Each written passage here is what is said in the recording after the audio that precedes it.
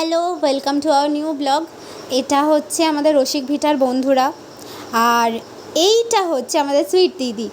তো আমরা এখানে আমাদের নাটকের জন্য খুবই এক্সাইটেড, যেটা কালকে হতে চলেছে আমাদের গিরিশ মঞ্চে বাগবাজারে।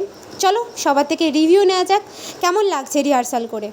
তবে দিদি বলো কেমন লাগছে আমাদের সাথে? আচ্ছা, তোদের সাথে কেমন লাগছে? আমি পাগল হয়ে গেছি, সবাই আমাকে পাগল করে দিয়েছে, সেটাই হয়েছে, আর তো কিছু হয়নি। কিন্তু এবার এতটা সময় দিয়ে আমরা কি করেছি, কতটা সময় আমরা নষ্ট করেছি, নাকি কাজে লেগেছে আমাদের, সেটা আমরা বুঝতে পারবো আমাদের শোয়ের দিন। আর মাঝে একটাই দিন বাকি রয়েছে, তাই বলবো চিৎকার চেঁচামেচি কম করে বাকি যা যা রিভিউ যার দেওয়ার সেটা দিয়ে দে, এবং খুব তাড়াতাড়ি। এটা আমাদের কৃষ্ণ, তাই ওর নাম ও নিজেই বলবে। সম্প্রীতি আমাকে ডায়লগ বলতে বলা হয়েছে, আমি আমার একটা ডায়লগ বলছি। আমরা সবাই আজকে এখানে আছি, সংকল্প করছি সবাই খুব ভালোভাবে আমরা অনুষ্ঠান করব, কেউ বাচালতা করব না এবং সংকল্প করে কর্তব্য থেকে পিছিয়ে যাব না। আমাদের ভীষ্ম, সবার প্রিয় বিপাশা, বলুন কি বলবো? একটি ডায়লগ। আমার ডায়লগ কি ডায়লগ বলা যায়? আমি বীর বিক্রমে 10 দিন যুদ্ধ করেছি, এখন আমি সরসজ্জায় শুয়ে আছি। সরসজ্জা তৈরিও করেছি আমি নিজেই, আমার সরসজ্জায় শোয়ার জন্য আমি এতটাই এক্সাইটেড, আমি নিজেই তৈরি করে ফেলেছি। আমি একা করিনি, অনেকেই করেছে, আর আমি এদেরকে একদম মিস করবো না। ইনি আমার ফেভারিট মহারাজ, বলুন। বিশ্বাস করো সঞ্জয়, আমি আর পারছি না।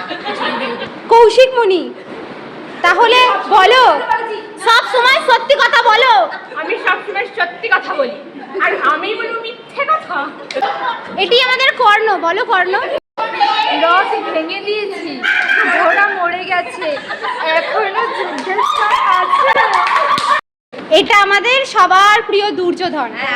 কি আর বলবো, ওই কৃষ্ণ অর্জুন আর ভীমের চক্রান্তে আমার উড়ু ভেঙে গেছে। ইনি আমাদের মৃত্যু গ্রামবাসী দুটোই, তাই তুই যে কোনো একটা বল। মৃত্যুর ডায়লগটা বলে দে একটুখানি ছোট্ট করে।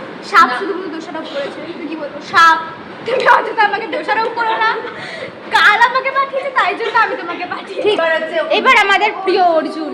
আমি আর কি বলবো, আমার বউই আমাকে পাত্তা দেয় না, আমার দিকে স্টেজে একবারও তাকায়নি। একটা ডায়লগ কি বলবো? আজ আমি আপনার মাথা কেটে নেব। আমাদের ফেভারিট সাপ বলো। না রে, ব্রাহ্মণ কুমারের প্রতি আমার কোনো হিংসা নেই। মূর্খ ব্যাধ, এ ব্যাপারে আমার কি দোষ? ব্যাধের মুখটা নিয়ে আদেশেই আমি দংশন করেছি। তাছাড়া ব্রাহ্মণ কুমারের প্রতি আমার কোনো হিংসা নেই। দোষ যদি কারো হয়ে থাকে তবে তা মৃত্যু। আচ্ছা, বৃথা ভিডিও বানিও না সঞ্জয়, নাটক এখনো বাকি আছে। এখন আরেকটা মানুষের কাজের উপরই সবকিছু নির্ভর করে। এখন দেখা যাক আমরা কি করতে পারি। আমি সেকেন্ড গ্রামবাসী, একদম তাড়া করেছি, যাদের দিকে একদমই ভয় পাই না। আমাদের প্রিয় সত্য, বলো আর্যপুত্র, আপনি এটা কি করছেন? এই আমার বর আর্যপুত্র, তুমি আমাদের সবার প্রিয়। আমার ছেলেকে মেরেছে, ব্যাধকে, তাও আমি আটকালাম যে সাপকে মারে। তুমি কিছু বলো। এই সাপকে মেরে আমি খুব আনন্দিত। তারপরে আমি কি বলবো না ডাকাত একটা ডাল, তাড়াতাড়ি। আচ্ছা, আমি হচ্ছি ডাকাত সর্দার এবং কালের পাঠ করছি। তো ডাকাত সর্দারের বলছি, এই ব্রাহ্মণ, ওই গ্রামের লোকগুলো কোথায় গেল? আমি ডাকাতের চেলা, গ্রামবাসীদের মারছি। আজকে আমি একটু ভুল বলে ফেলেছি, বলেছি আমাকে বাঁচাও ওদের কথা শুনে। আমরা গ্রামবাসীদের খুঁজে পেয়ে গেছি, গ্রামবাসীদের খুব পিটিয়েছি। আমি হচ্ছি ধৌম আর সাথে ভিতরে ওরে।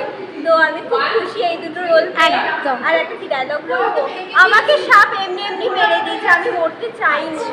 এই হচ্ছে আমাদের সঞ্জয়, যে এতক্ষণ ক্যামেরার পেছনে ছিল। আমাদের সঞ্জু কাকা বল। খুবই ক্যারেক্টার, মহারাজ কাটিং কল।